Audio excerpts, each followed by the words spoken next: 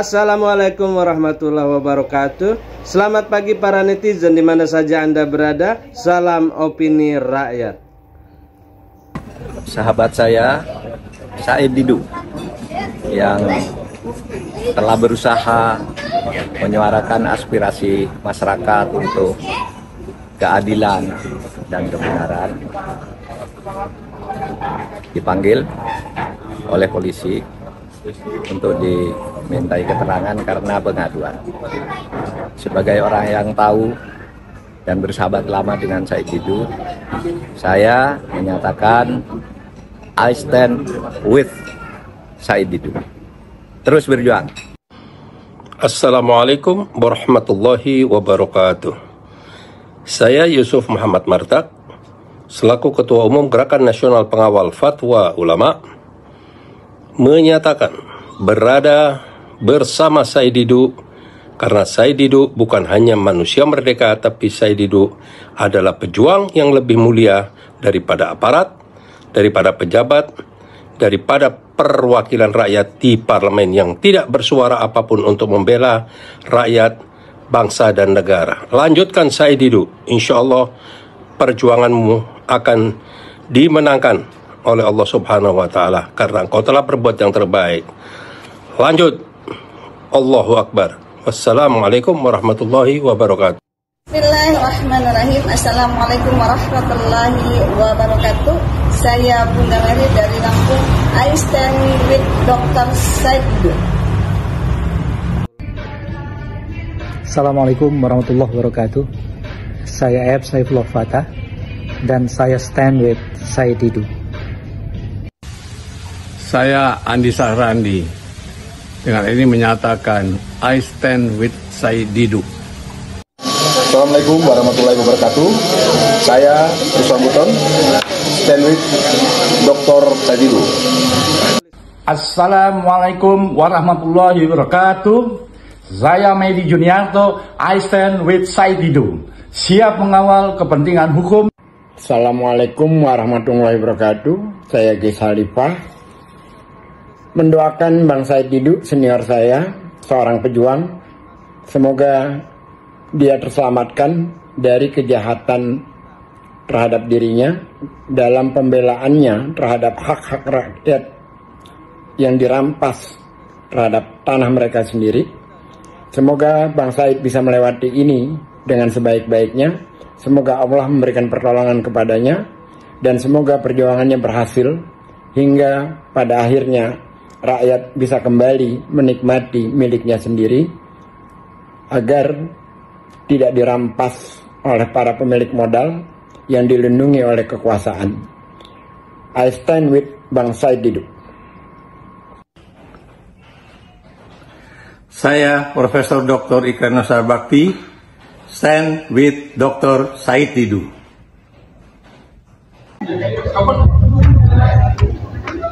Assalamualaikum warahmatullahi wabarakatuh. Saya Menok dari ARM. Saya di sini memberikan dukungan penuh kepada Bapak Said Didu. Beliau adalah bukan hanya seorang pejuang, tapi beliau juga adalah pahlawan untuk kami. Sudah saatnya rakyat menang melawan mafia tanah. Jangan lagi kita mau dikalahkan. Lihat PIK 1, kemana warga lokal sekarang? Jangan kemudian terulang lagi dengan PIK 2. Artinya, sudah saatnya rakyat bersatu, sudah saatnya kita berdiri dan siap melawan. Karena masa depan anak cucu kita ditentukan sekarang. Pak Said Didu adalah seorang fighter, seorang pahlawan untuk kembali merebut kedaulatan yang ada di negara kita yang sudah hilang atau sudah hampir hilang.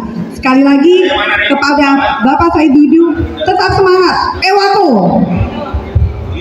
Terima kasih kurang lama. Ini adalah bekas-bekas tambak rakyat desa dulu di semua ini sudah hilang. Saya nggak tahu penduduknya ada di mana sekarang. Lihat kiri kanan, pembangunan sangat masif oleh proyek nasional Pantai Indah Kapuk. Sekali lagi saya ulangi, rakyat, dan kami tidak menolak pembangunan yang masih seperti ini. Yang kami tolak adalah Anda terlalu biadab mengambil kebijakan dengan membeli harga tanah rakyat. Setelah Anda beli, maka Anda jual 700 kali lipat dari harga pada saat Anda bebaskan. 700 kali lipat. Nah, selalu ingin menyatakan bahwa kenaikan itu akan menaikkan PAD, betul menaikkan PAD, tapi dampaknya adalah rakyat yang terusir, itu dampaknya. Tidak salah membangun, tapi pikirkanlah rakyat tidak terusir. Saya tadi cerita orang Betawi yang terusir sudah 3 tempat, dari Jakarta terusir ke Serpong, terusir lagi ke sini, sekarang di sini pun sudah terusir lagi. Apakah pemerintah masih dianggap memimpin negara dengan mengusir rakyatnya? Yang mengusir rakyat itu adalah penjajah, bukan pemerintah. Jadi kalau pemerintah sudah mengusir rakyat demi konglomerasi, demi keuntungan konglomerat, maka itu tidak lain adalah pemerintah penjajah yang memakai jaket pemerintah.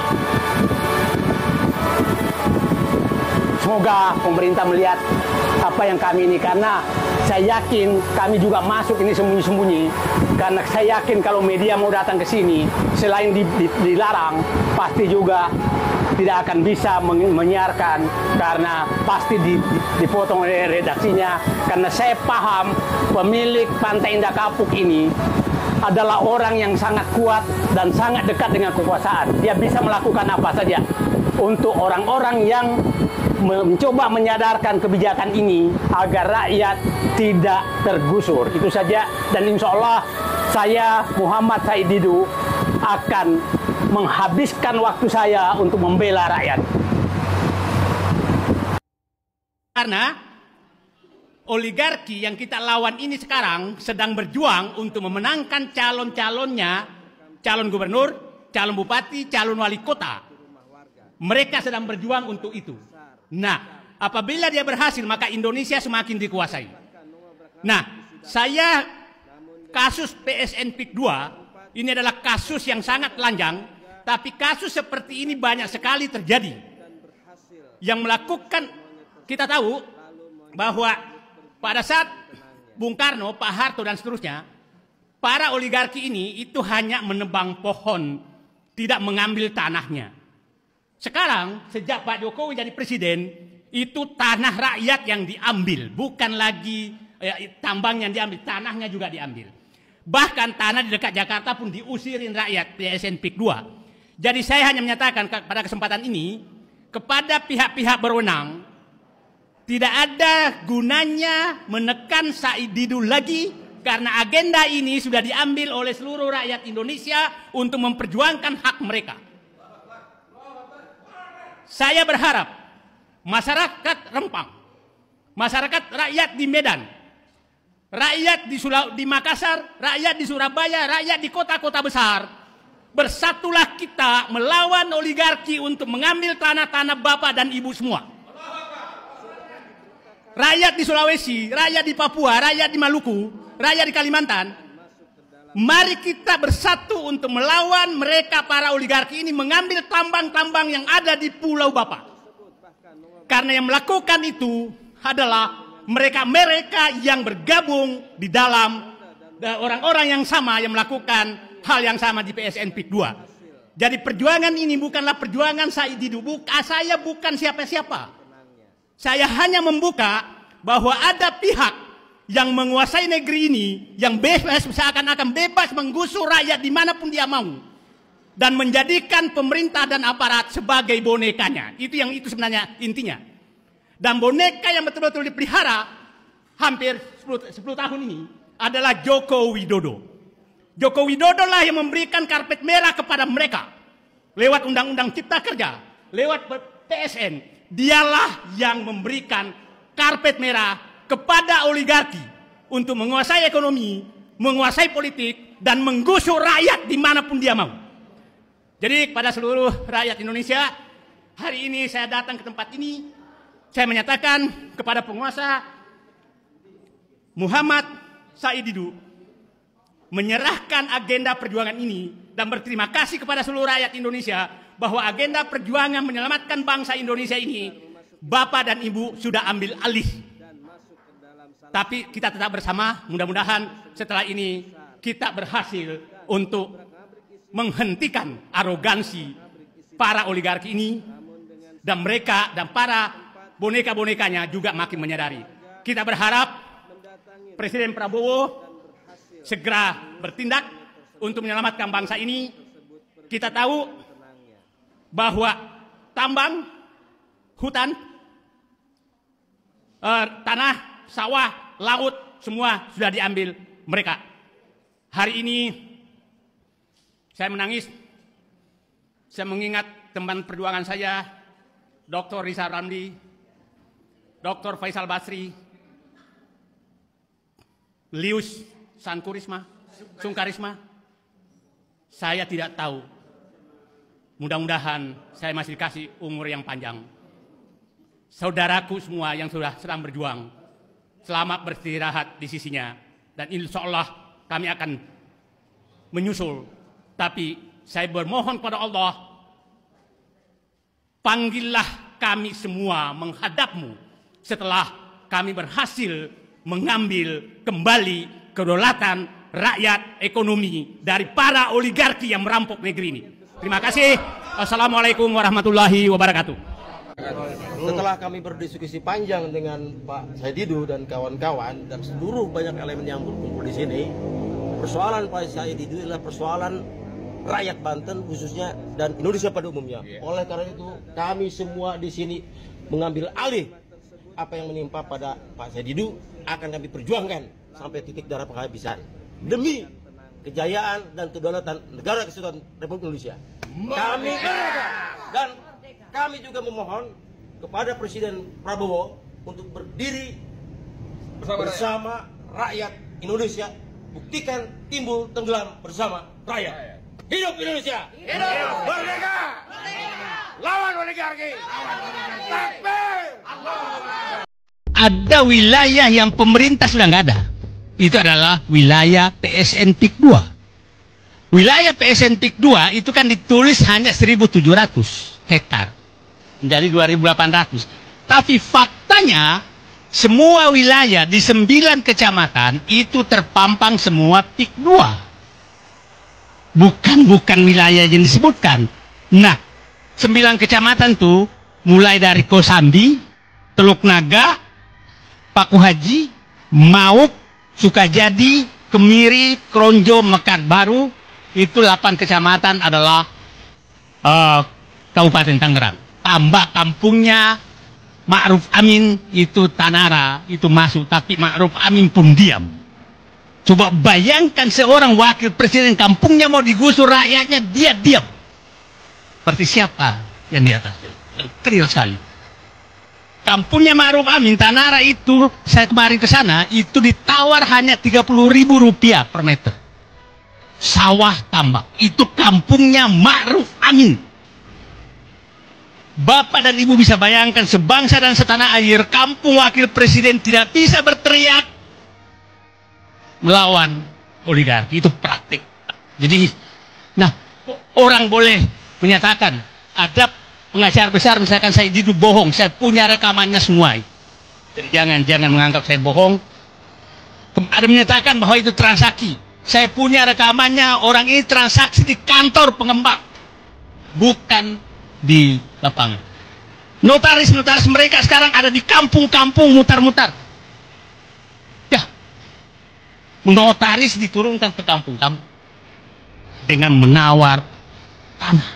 Tanah sekarang di Kronjo itu Rp52.000, Rp2.000 untuk desa, Rp10.000 untuk maklar. 40. Bapak makan es krim di PIK 2 Rp100.000. Sekali makan es krim 2 meter tanah. Kurang zalim apa kita? Menangis saya. Itu fakta. Inilah praktek oligarki yang paling sempurna dan tertutup.